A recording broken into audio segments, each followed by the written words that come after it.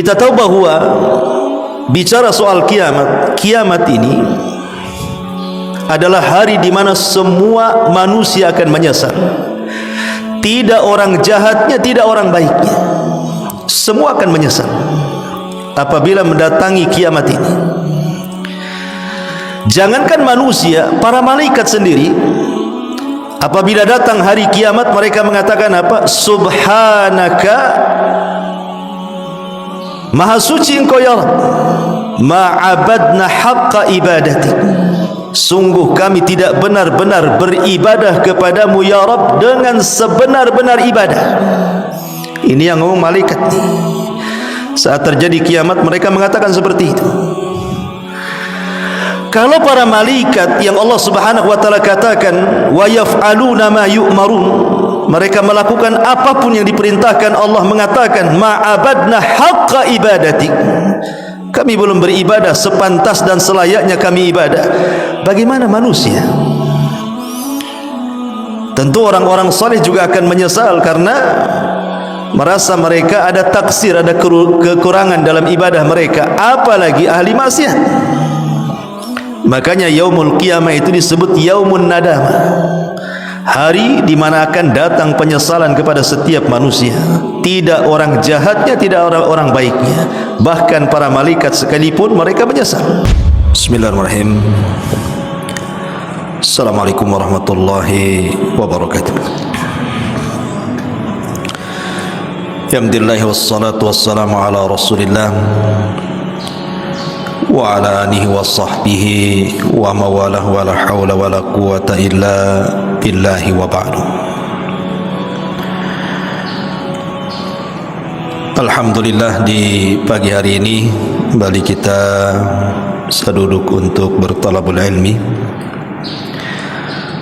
dan kita meneruskan kajian surah-surah pendek dalam juz Amma.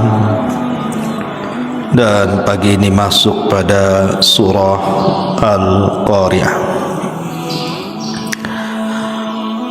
Surah Al-Qari'ah di dalam tartib Al-Quran masuk pada surat ke-101 dengan jumlah ayat 11, jumlah kalimat 36 dan jumlah huruf 158,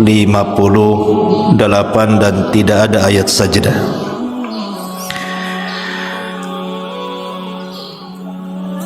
Dan surah Al-Qari'ah termasuk surah Makkiyah, turun sebelum hijrah Nabi SAW, dan umumnya juz Amma itu surat-suratnya Makkiyah semuanya.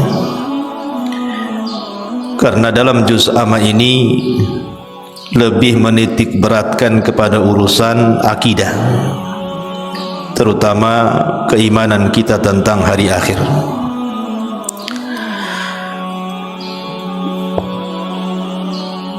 Adapun Al-Qari'ah sendiri adalah satu di antara nama-nama hari kiamat. Al-Imam Al-Ghazali di dalam kitabnya Ihya Ulumuddin, beliau sampai menghitung nama-nama kiamat dalam Al-Quran sendiri, itu jumlahnya sampai 82 nama.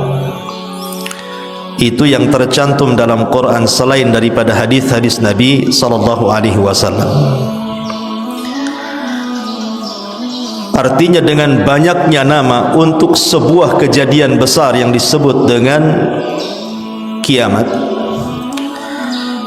menunjukkan tentang dahsyatnya perkara kiamat ini. Sampai Al-Quran sendiri memberi nama kiamat itu menurut Imam Ghazali tadi 82 nama di luar daripada hadis, seperti as-sa'atu, yaumal ba'thi, yaumuddin, yaumul hasrah, yaumul fasli, yaumul jam'i, dan begitu seterusnya. Lah salah satunya adalah Al-Qari'ah, satu di antara nama-nama kiamat. Lalu apa makna Al-Qari'ah itu sendiri? Al-Qari'ah itu diambil dari kalimat Al-Qara'u. Al-Qara' itu artinya sebuah ketukan, sebuah suara yang bisa memecahkan gendang telinga. Karena yang dimaksud Al-Qari'ah adalah suara yang keluar dari terompet sangkakala Israfil. Ketika Israfil meniup sangkakala, itu keluar suara. Lah suara itu disebut Al-Qari'ah namanya. Ma'asyiral muslimin yang dimuliakan Allah Subhanahu wa taala. Dalam surah Al-Qari'ah Allah sebut kalimat Qari'ah itu 3 kali. Al-Qari'ah, mal Qari'ah, wa ma adraka mal Qari'ah. Dalam bahasa Arab, apabila ada lafaz yang terulang-ulang, salah satu faedahnya adalah li ta'kid, untuk menguatkan. Kenapa kemudian di sini Allah mengulang 3 kali kalimat Al-Qari'ah? Untuk menguatkan bahwa peristiwa kiamat itu pasti terjadi. Tentang kapan kiamatnya wallahu a'lam. Makanya Allah membahasakan wa ma adrak. Kalimat adrak beda dengan yudrik. Kalau adraka itu fi'lul madhi, kalau yudrik fi'lul mudhari. Kalimat adrak itu biasanya habarnya sudah ada. Nabi SAW diberitahu tentang habar-habarnya, itu disebut adrak.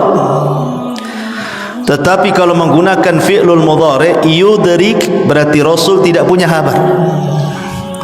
Seperti Allah mengatakan wa may yudrik annas sa'ata qa'imah. Kalimat yudrik ketika bicara soal kiamat maksudnya bicara waktu, di mana orang tidak tahu kapan waktu kiamat. Makanya seorang Arab Badui datang kepada Nabi SAW bertanya kapan kiamat. Nabi tidak menjawab karena tidak punya pengetahuan. Justru Rasul balik bertanya dan mengatakan wa ma'adadta laha. Apa yang kau siapkan? Kau bertanya dari tadi soal kiamat.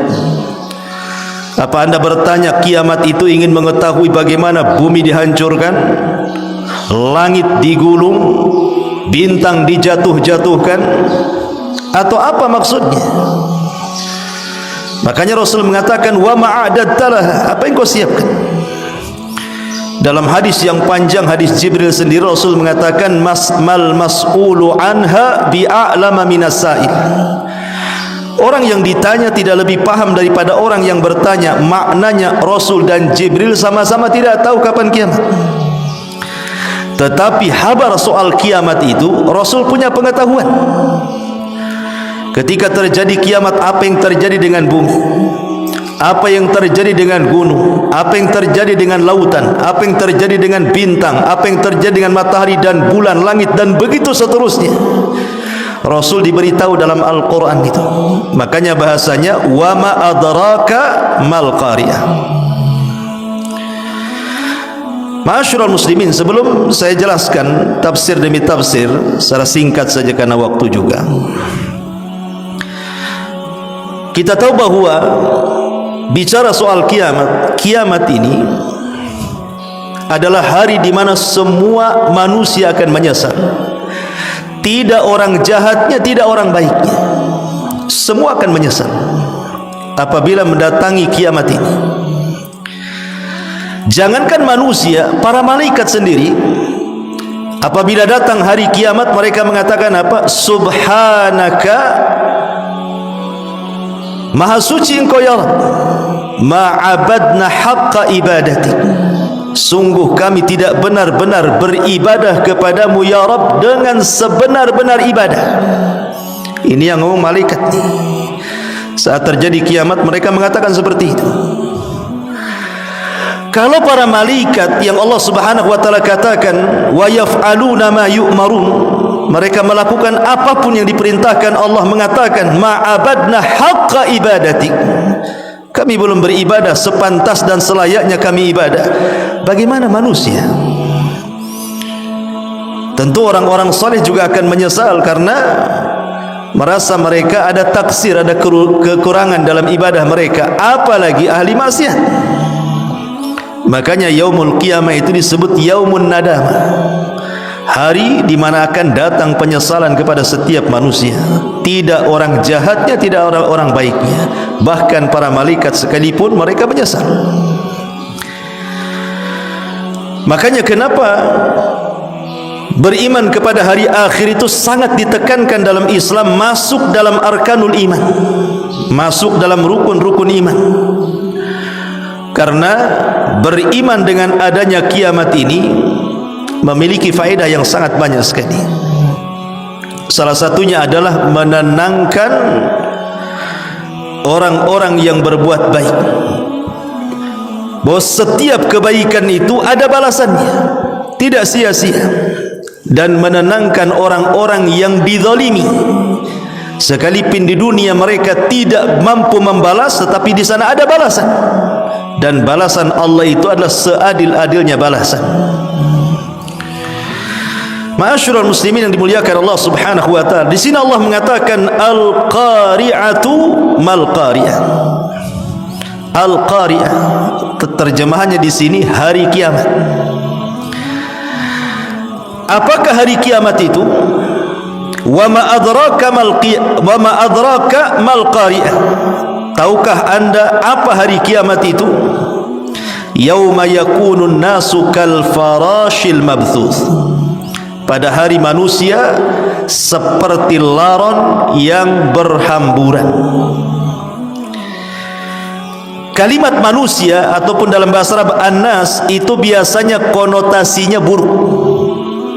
Kalau Quran menyebut kalimat an-nas itu biasanya konotasinya tidak bagus.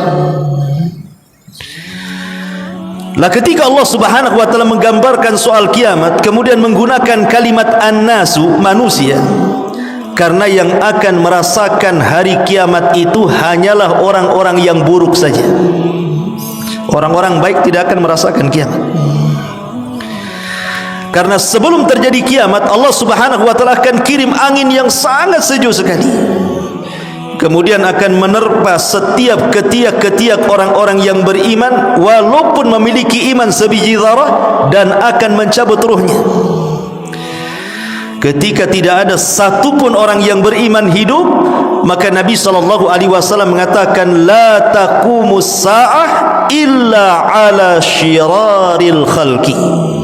Tidak mungkin tegak hari kiamat kecuali ditimpakan kepada manusia yang paling buruk yang ada di permukaan bumi.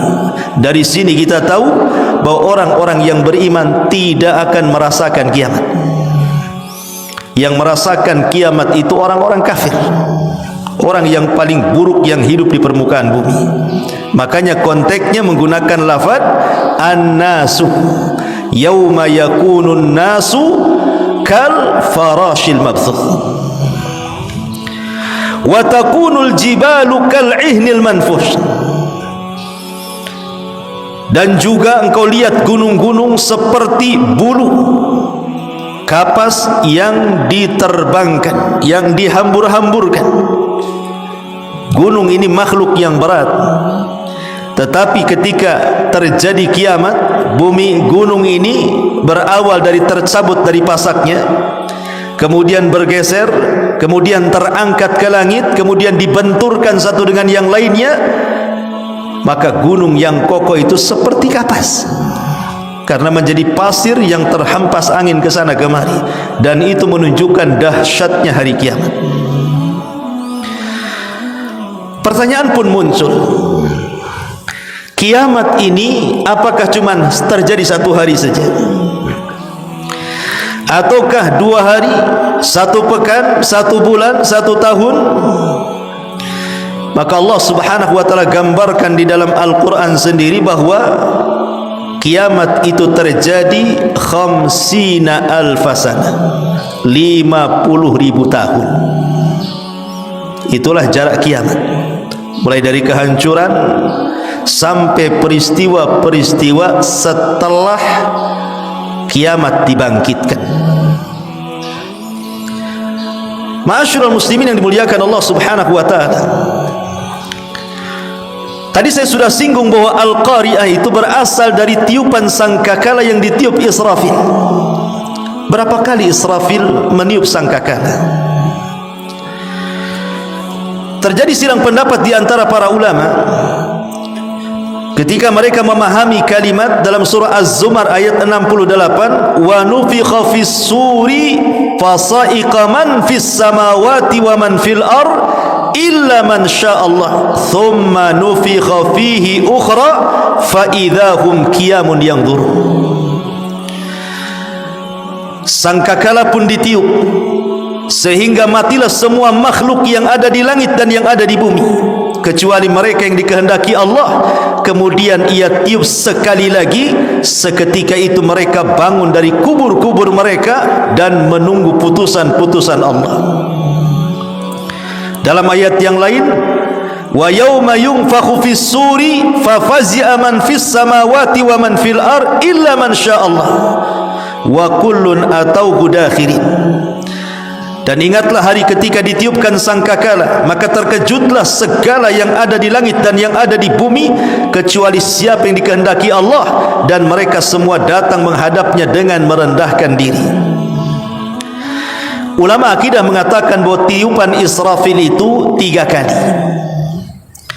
Yang pertama disebut tiupan kejutan, yang kedua disebut tiupan kematian, dan yang ketiga disebut tiupan kebangkitan.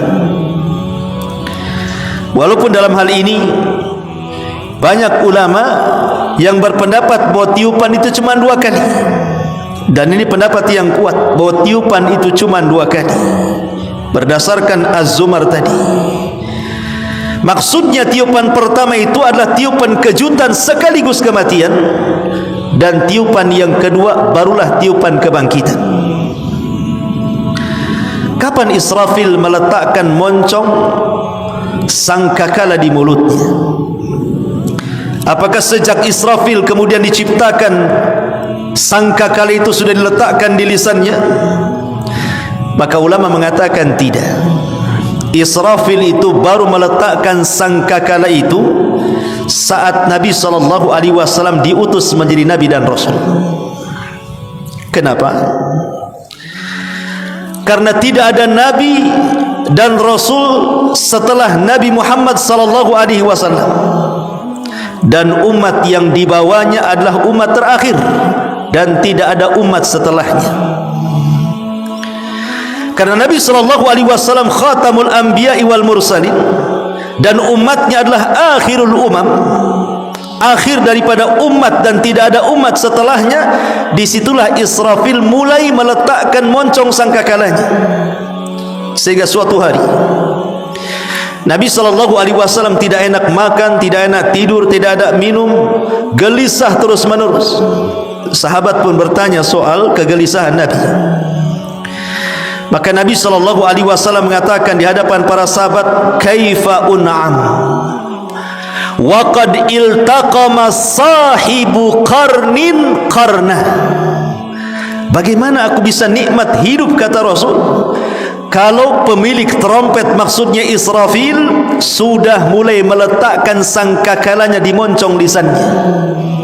Dari sini kita pahami bahwa sejak diutusnya Nabi dan Rasul, disitulah mulai Israfil meletakkan sangkakalanya, terus wajahnya menatap ke arasy menunggu izin dari Allah Subhanahu wa taala. Tiup, maka dia pun akan meniupnya.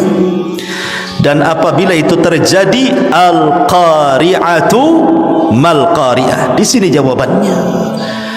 Maka akan keluar suara dari moncong trompet Israfil atau sangkakala Israfil, dan suara itu mempengaruhi alam semesta. Suara itu mempengaruhi gunung-gunung, mempengaruhi bumi, mempengaruhi bintang-bintang, mempengaruhi langit, bahkan mempengaruhi manusia, jin, bahkan para malaikat sekalipun. Semua terpengaruh dengan suara itu. Bahkan dampak daripada suara trompetnya Israfil ini menghancurkan alam semesta. Ketika bumi terkena suara trompet Israfil, apa yang terjadi? Idza zulzilatil ardu zilzalah. Maka bumi akan digoncangkan sekali goncangan. Lihat bagaimana Allah idhafahkan kalimat zilzal kepada gunung. Zilzalaha. Allah tidak katakan idza zulzilatil ardu zilzalan, tetapi Allah idhafahkan dengan bumi dan Allah katakan zilzalaha.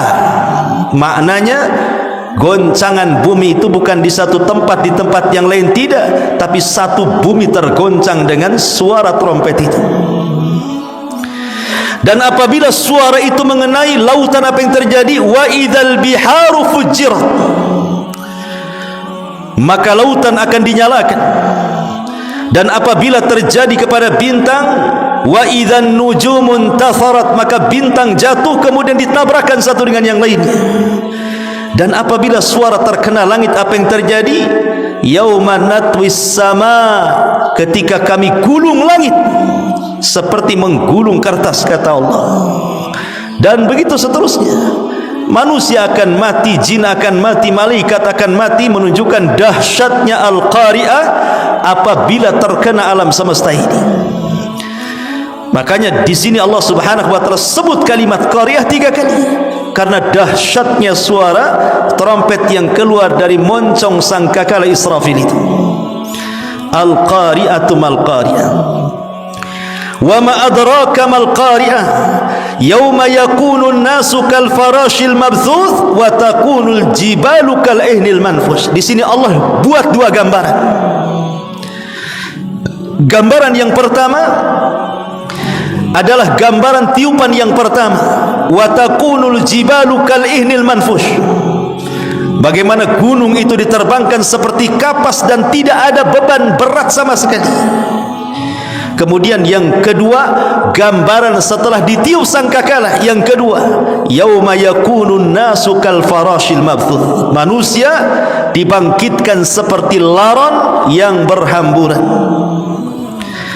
Allah Subhanahu wa taala membahasakan manusia saat dibangkitkan dengan 2 binatang.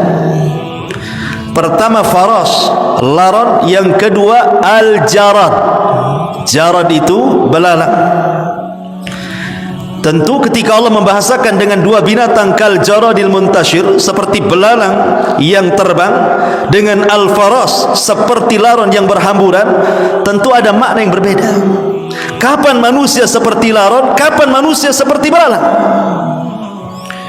Ulama mengatakan saat manusia dibangkitkan pertama kali,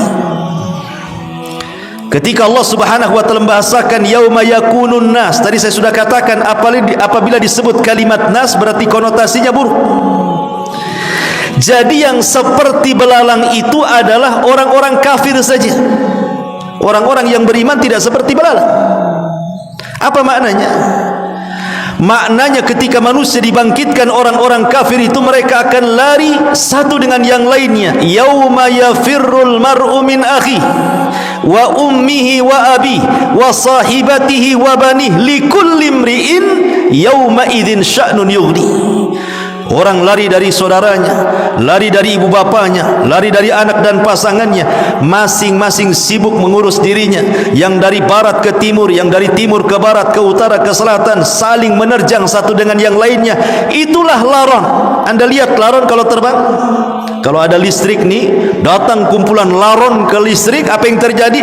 Laron itu terbang tidak beraturan, terkadang nabrak satu dengan yang lainnya. Tahu-tahu besok paginya sayapnya sudah berserak di tembok dan mereka pun sudah terjatuh. Artinya terbang tanpa beraturan karena kebingungan. Sampai kapan itu? Sampai ada suara, yang suara itu memerintahkan untuk mengumpulkan manusia di satu titik yang disebut dengan mahsyar. Disitulah Allah bahasakan dengan kal jaradil muntashir, seperti belalang yang terbang. Karena belalang itu kalau terbang dengan koloninya, maka dia akan rapi terbangnya, dia tidak akan berhampuran seperti laron. Jadi kalau belalang terbang dengan koloninya itu, dia akan menuju satu titik, dia rapi dia. Karena ketika itu sudah ada panggilan, manusia sudah tidak ke sana kemari lagi, bahkan mereka sudah menuju satu titik. Makanya Allah bahasakan dengan kal jaradil muntashir. Tapi dalam surah Al-Qari'ah ini Allah Subhanahu wa taala membahasakan dengan farash karena ini di awal kebangkitan dan hanya berlaku kepada orang-orang kafir, tidak kepada orang-orang yang beriman. Karena orang-orang yang beriman Allah katakan walladzina amanu wattaba'athum dzurriyyatuhum biimanin alhaqna bihim dzurriyyatahum. Orang-orang yang beriman kemudian keimanan ditularkan kepada keluarganya, maka mereka akan dikumpulkan dengan keluarga besar orang yang beriman sehingga mereka tidak lari ke sana kemari. Jadi ketika orang-orang kafir dibangkitkan, mereka pun mencela diri mereka dan mengatakan ya wailana man ba'atsana mim marqadina, duhai celaka siapa yang membangunkan tidur-tidur kami ini, sehingga mereka lari ke sana kemari. Tapi orang-orang yang beriman mereka tidak ke sana kemari, mereka terdiam dari tempat kebangkitannya dan mengatakan hadza ma wa'adana ar-rahman wa sadaqal mursalun. Inilah janji Ar-Rahman dan benarlah ucapan para rasul. Ma'asyiral muslimin yang dimuliakan Allah Subhanahu wa taala. Kondisi manusia saat dibangkitkan itu berbagai macam kondisi, ikhwan. Ada manusia yang saat dibangkitkan dia sedang membaca Al-Quran. Ada orang yang saat dibangkitkan dia sedang sholat. Ada orang yang saat dibangkitkan dia sedang berzikir dan bertasbih. Ada orang yang saat dibangkitkan dia sedang beribadah kepada Allah Azza wa Jalla. Tapi di lain sisi ada yang dibangkitkan dia sedang menyanyi. Ada yang dibangkitkan dia sedang menyakiti dirinya seperti orang-orang yang membunuh dirinya. Kata Nabi SAW, siapa yang membunuh dirinya dengan racun, maka pada hari kiamat dia dibangkitkan sedang minum racun. Siapa yang bunuh diri dengan ditusukkan pisau di perutnya, pada hari kiamat dibangkitkan dengan cara yang sama seperti itu. Bahkan ada dibangkitkan tidak berbentuk manusia normal, dia menjadi kecil. Sebagaimana Nabi SAW ketika menggambarkan orang-orang yang sombong, Rasul mengatakan yuhsyarunal mutakabbiruna yaumal qiyamah ka'amthali dzar. Orang-orang yang sombong di dunia saat dibangkitkan badannya kecil seperti semut. Yang lain besar, dia kecil sendiri. Al jaza min jinsil amal. Dia merasa besar di dunia, Allah kecilkan di akhirat saat dibangkitkan. Ada juga yang saat dibangkitkan di wajahnya tidak ada daging sama sekali. Mereka lah para peminta-minta. Sebagaimana Rasul mengatakan ma yazalur rajulu yas'alun nas hatta ya'ti yaumal qiyamah laisa fi wajhihi muz'atu lahmin. Seseorang yang selalu meminta-minta di dunia, maka pada hari kiamat akan dibangkitkan tidak ada sekerat daging di wajahnya. Bahkan ada orang yang dibangkitkan jalannya miring jalannya. Antum kalau jalan miring gimana rasanya? Itu orang poligami yang gak adil. Miring jalannya. Bayangkan coba, dibangkitkan seperti itu. Bahkan ada yang dibangkitkan di lehernya itu ada 7 lapis bumi. Di lehernya itu dikalungkan 7 lapis bumi. Siapa mereka? Mereka adalah orang yang man akhadha shibran minal ardi, orang yang mengambil sejengkal tanah orang, tuwiqa lahu yaumal qiyamah 70 aradin, dikalungkan padanya 7 lapis bumi. Bayangkan, di lehernya membawa 7 lapis bumi yang diambilnya di dunia. Itu 1 jengkal, gimana 1 kapling, gimana pula 1 hektar. Dia ngambil tanah orang 1 hektar kali 7 lapis bumi ke bawah. Mak, gimana dia bawa tuh? Sementara mereka harus berjalan ke tempat pemanggilan loh. Coba bayangkan, ada yang dibangkitkan saat berjalan ke tempat panggilan itu justru berjalan dengan wajahnya, kakinya di atas. Sehingga orang-orang kafir jahiliyah mengatakan, mana ada orang berjalan dengan wajahnya, berjalan itu dengan kakinya. Kata Rasulullah, Allah yang mampu memperjalankan kalian dengan kaki, Allah juga mampu memperjalankan kalian dengan wajah kalian. Macam-macam orang yang dibangkitkan pada hari kiamat itu. Bahkan ada orang-orang yang sama sekali tidak diajak bicara Allah, sama sekali tidak diajak bicara oleh Allah, sama sekali tidak dipandang oleh Allah, disiapkan azab yang pedih bagi mereka. Dan mereka la syaikhun zanin, orang tua yang berzina. Kemudian orang miskin yang sombong dan pemimpin yang dusta. Jadi ada orang-orang itu dibangkitkan dengan berbagai macam cara gitu. Naudzubillah. Ma'asyiral muslimin yang dimuliakan Allah Subhanahu wa taala. Dan ingat kekhususan manusia saat dibangkitkan itu. Pertama, mereka dibangkitkan tidak berpakaian. Tidak pakai sandal, tidak berpakaian, tidak membawa harta di badan, dan tidak kembali di khitan. Yuhsyaruna yaumal qiyamah khufatan uratan ghurlan buhman, kata Rasul. Dibangkitkan tidak di khitan, tidak pakai sandal, kemudian tidak membawa harta di badan, dan tidak sama sekali ada alas kaki yang menjadi tempat dia berpijak di bumi mahsyar itu. Yang kedua, mereka dibangkitkan dengan tertunduk, sebagaimana Allah mengatakan wa'anatil wujuh lil hayyil qayyum wa qad khaba man hamala zulma. Semua wajah-wajah tertunduk di hadapan Allah yang maha hidup lagi maha mengurus. Sungguh rugi orang-orang yang zalim. Bahkan mereka tidak ada yang bicara. Hadza yaumul la yantiqun. Ini hari kalian tidak bisa bicara, karena yang bicara nanti adalah saksi-saksi. Kemudian dilupakan keluarganya, sampai Allah mengatakan ya ayyuhan nasu taqu rabbakum wahsyaw yawma la yazzi walidun an waladihi wala mauludun huwa jazin an walidihi syai'ah. Wahai manusia, bertakwalah kepada Tuhan dan takutlah akan hari ketika seorang bapa tidak membela anaknya, seorang anak tidak pula membela bapaknya sedikit pun. Mereka berjalan masing-masing. Lalu apa gunanya nasab? Fala ansaba yauma idzin. Tidak ada nasab pada hari itu. Bahkan mereka harus berlutut. Wa tara kullu ummatin jathiyah. Pada hari itu engkau melihat setiap umat berlutut. Ma'asyiral muslimin yang dimuliakan Allah Subhanahu wa taala. Allah katakan di sini wa takunul jibalu kal'ihnil manfush. Dan kau lihat gunung-gunung seperti kapas yang berhamburan di bawah angin. Kemudian Allah mengatakan fa amma man thaqulat mawazin fa huwa fi 'ishatir radiyah wa amma man khaffat mawazinu fa ummuhu hawiyah wa ma adraka ma hiya narun hamiyah. Adapun orang-orang yang berat timbangannya, maka mereka berada dalam kehidupan yang memuaskan dalam kesenangan. Adapun orang-orang yang ringan timbangannya, maka tempat kembalinya mereka neraka hawiyah. Dan tahukah kamu apa neraka hawiyah itu? Narun hamiyah, api yang sengaja dipanaskan. Di sini kita tahu bahwa peristiwa-peristiwa setelah kematian atau setelah kiamat itu banyak. Salah satunya adalah mawazin, adanya timbangan. Tetapi sebelum ada timbangan itu kan ada yang disebut dengan hisab. Manusia akan dihisab.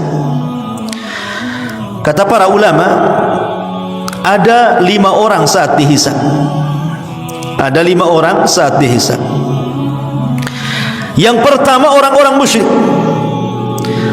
Jadi orang-orang musyrik Allah Subhanahu wa taala katakan di dalam Al-Qur'anul Karim, wa yauma nahsyuruhum jami'an thumma naqulu lil ladzina asyraku makanakum antum wa syurakaukum.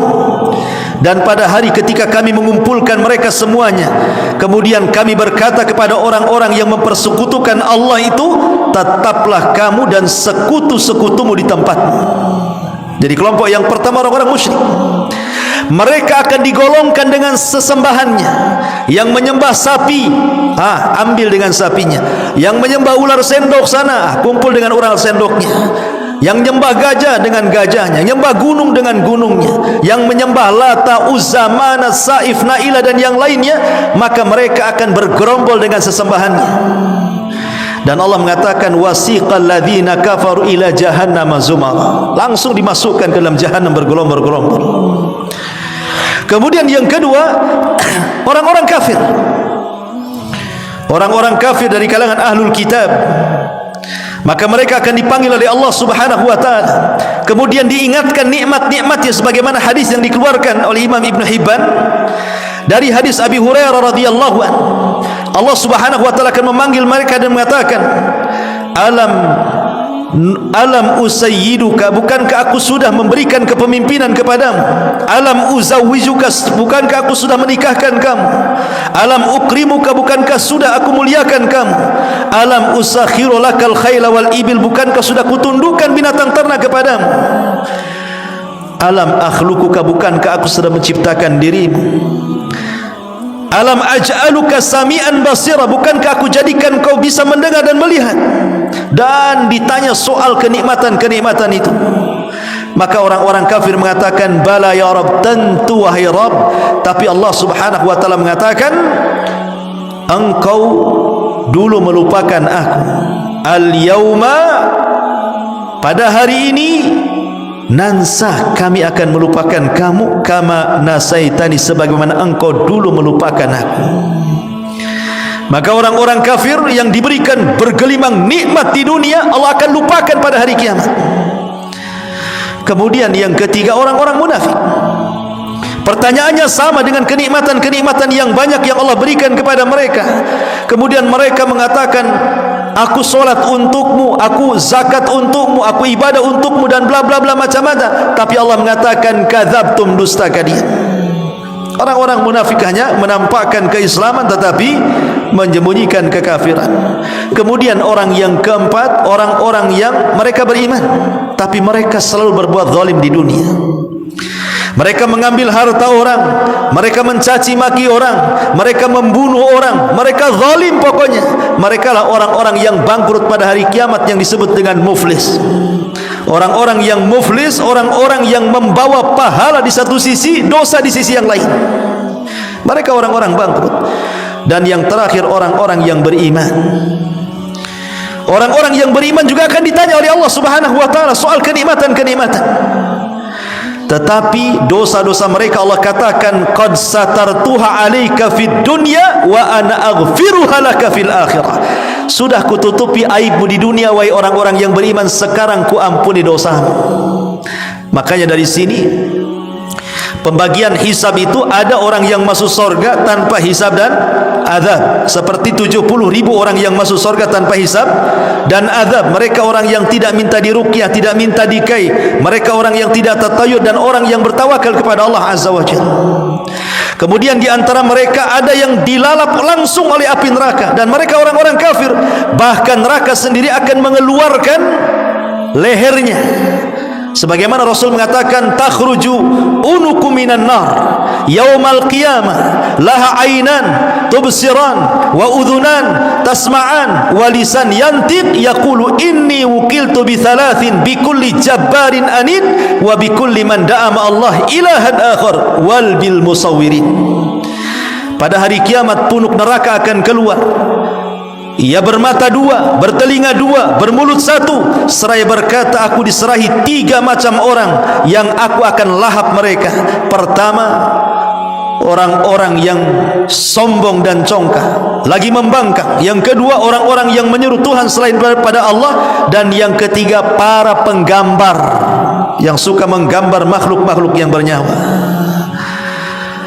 Dan di antara mereka ada yang dimudahkan hisabnya, tapi ada juga yang dipersulit hisabnya. Sehingga menjadi khilaf ulama, apakah setiap manusia di padang mahsyar itu berlaku sama? Khamsina alfasana, 50.000 tahun? Tidak, 50.000 tahun berdiri di padang mahsyar dengan matahari 1 mil di atas kepala, bahkan keringat bercucuran. Dalam musnad Imam Ahmad, keringatnya ini sampai berapa? 30 hasta. Satu hasta itu segini ya, 30 hasta berarti 15 meter. Bercucuran keringatnya itu sampai 15 meter itu. Sehingga kalau seandainya ada perahu dijalankan, bisa jalan di situ. Makanya ada yang tenggelam dengan keringatnya selutut, ada yang tenggelam dengan sepusar, ada yang sedada, ini tenggelam sesuai dengan amalan mereka ya. Na'udzubillah. Tetapi orang-orang kafir sudah jelas tuh 50.000 tahun. Adapun orang-orang yang beriman termasuk tergantung hisabnya. Kalau hisabnya mudah, mereka tidak akan lama. Bahkan ada yang direct masuk surga, seperti orang-orang yang tanpa hisab dan azab. Tapi orang-orang yang hisabnya sulit, apa sih bedanya hisab sulit dengan hisab mudah itu? Kalau hisab sulit itu ada bantah-bantahan antara Allah dengan hambanya. Makanya Rasul mengatakan manukisha halak. Siapa yang terjadi perdebatan saat hisab, celaka dia. Maksudnya ketika Allah Subhanahu wa taala bertanya soal dosa kepada kita, kemudian kita mengelak, oh tidak ya Rabb, aku tidak berzina, aku tidak membunuh, aku tidak ini, aku tidak itu. Ini sudah terjadi perdebatan namanya, tidak mengakui dosa-dosanya. Ketika mereka tidak mengakui dosa-dosanya, didatangkan saksi-saksi, akhirnya bumi jadi saksi, langit jadi saksi, anggota badan jadi saksi. Mereka tidak bisa mengelak. Itu namanya hisab yang sulit. Tapi kalau hisab yang mudah, semua diakuinya. Kau berzina, iya. Kau membunuh, iya. Kau bergibah, iya. Kau mencaci, iya. Enggak ada yang diingkari dia. Maka Allah Subhanahu wa taala mengatakan satartuka fid dunya wa aghfir laka fil akhirah. Kututupi aibmu di dunia, sekarang ku ampuni kamu di akhirat. Itu hisab mudah namanya, ya. Ma'asyiral muslimin yang dimuliakan, lah baru setelah proses-proses itu masuklah pada ayat soal timbangan. Jadi ada orang yang berat timbangannya, dan ingat, timbangan di akhirat dengan di dunia berbeda. Kalau timbangan di dunia ini ada dua neraca, diletakkan satu barang, pasti yang berat itu ke bawah, yang ringan ke atas. Tapi di akhirat terbalik. Justru yang berat ke atas, yang ringan itu ke bawah. Kenapa? Karena sorga itu darajat dan neraka itu darakat. Sorga itu semakin tinggi makin indah dia, neraka itu makin dalam makin memburuk kondisinya, kan itu. Makanya bahasa hadis ketika Nabi SAW bicara soal hadis bitaqah, kalimat la ilaha illallah, apa bahasa Rasul? Tosat bihinna la ilaha illallah, melesatlah kalimat la ilaha illallah ke atas, menunjukkan berat timbangan di akhirat itu ke atas, dan di situ menentukan tinggi dan tingkatan sorga kita pada hari kiamat. Tapi kok di dunia makin berat makin ke bawah, kan itu. Ma'asyiral muslimin yang dimuliakan Allah Azza wa Jalla. Kemudian Allah Subhanahu wa taala mengatakan, barang siapa yang berat timbangannya, maka dia diberikan kehidupan yang senang. Tapi siapa yang ringan timbangannya, ancaman neraka hawiyah. Ancaman neraka hawiyah kepada mereka. Aisyah radhiyallahu anha suatu ketika pernah duduk dan kepala Rasul berada di pahanya. Dan kebiasaan Aisyah radhiyallahu anha itu, dia tidak tidur sampai Rasul tidur. Sampaikan kepada istri antum, Aisyah itu tidak akan pernah tidur sampai Rasul tidur. Kalau istri antum terbalik, ambil bantal, tidur bang, aku tidur.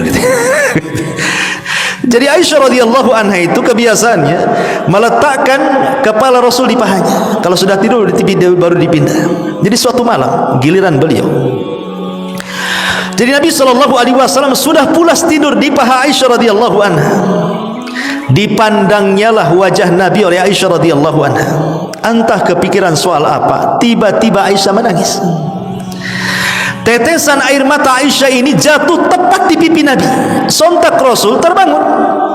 Kemudian Rasul duduk memandang wajah istri tercintanya dan mengatakan, lima tabki wa lima dum. Kenapa kau menangis dan kenapa air matamu? Kira-kira apa yang dipikirkan Aisyah? Apa dia menangis karena rumahnya kecil, 2 meter kayak 2 meter gitu. Menangis karena enggak ada gelang emas di kaki dan tangannya, atau menangis gara-gara tambahan belanjanya kurang atau apa? Tidak.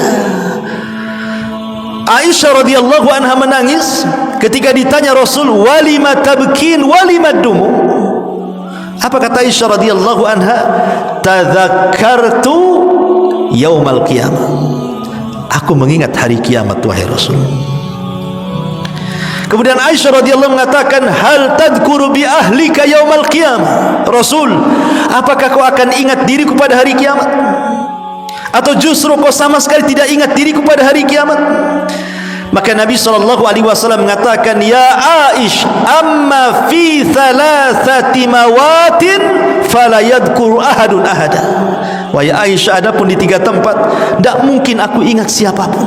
Ini Nabi loh. Bagaimana kita? Adapun di 3 tempat kata Rasul, aku tidak ingat siapapun, tidak istri, tidak anak. Kemudian Nabi SAW menyebutkan 3 tempat itu. Pertama, indal mawazin kata Rasul, di tempat penimbangan amal. Manusia tidak akan ingat siapapun. Dia hanya ingat soal apakah timbangannya berat atau ringan.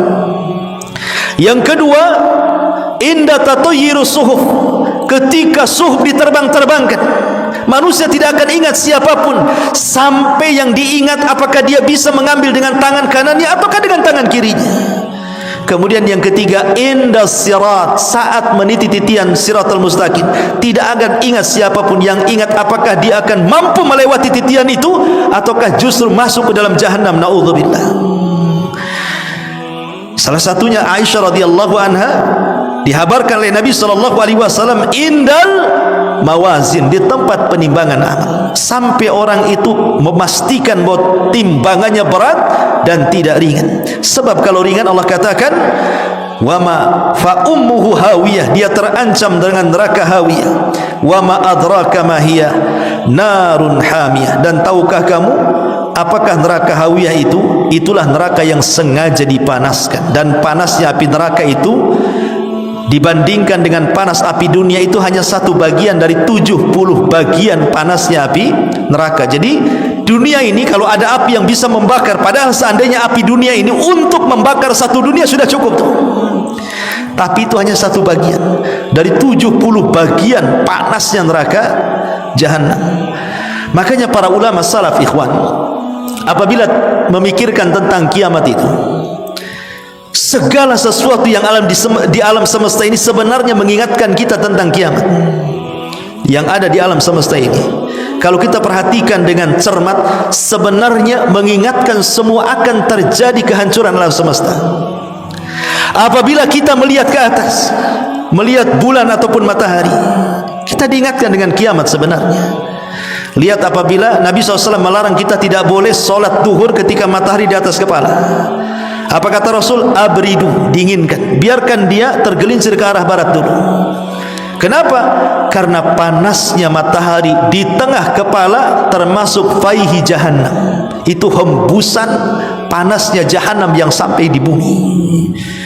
Matahari mengingatkan terjadi gerhana. Karena di antara tanda-tanda kiamat besar itu adalah khasfun bil masyriq wa khasfun bil masyriq wa khasfun bi jaziratil Arab. Kalimat khasfun kalau ngarah ke bumi gempa artinya, tapi kalau ngarah ke langit itu artinya gerhana. Makanya ada istilah solat khusuf. Ya, kalau bulan khusuf, kalau matahari kusuf, artinya diingatkan tentang kiamat, ya kan? Termasuk bumi yang kita pijak ini, ikhwan, diingatkan tentang kiamat. Karena bumi ini isinya apa? Isinya api bumi ini. Ketika batu membentur batu yang lain, keluar percikan api. Lihat gunung meletus, keluar lahar api. Gas-gas yang ada di lautan itu dari dasar bumi semua api. Jadi sebenarnya kita dikelilingi api nih. Kalau kita memperhatikan kondisi bumi saja, artinya kita diingatkan dengan terjadinya kiamat, termasuk kegelapan di tengah malam. Makanya para ulama salaf, mereka paling takut kalau datang kegelapan, karena mereka diingatkan kelak pada hari kiamat akan terjadi kegelapan yang luar biasa. Makanya mereka senantiasa tatajafa junubuhum anil madaji yad'una rabbahum khaufan. Takut mereka sehingga lambung-lambung mereka jauh dari ranjang mereka karena mereka tahajud. Termasuk binatang-binatang apabila datang di hari Jumat, kata para ulama, mereka akan secara insting mereka ketika mendekati waktu subuh, binatang-binatang itu yatarakab, memperhatikan apakah ada subuh atau tidak. Kalau tidak ada subuh, kiamat. Kalau masih ada subuh, berarti tidak kiamat. Maka binatang akan senang setiap hari Jumat, karena Rasul hanya menjelaskan tentang harinya, tapi tidak menjelaskan tanggal, bulan, dan tahunnya, bahwa kiamat itu terjadi di hari Jumat.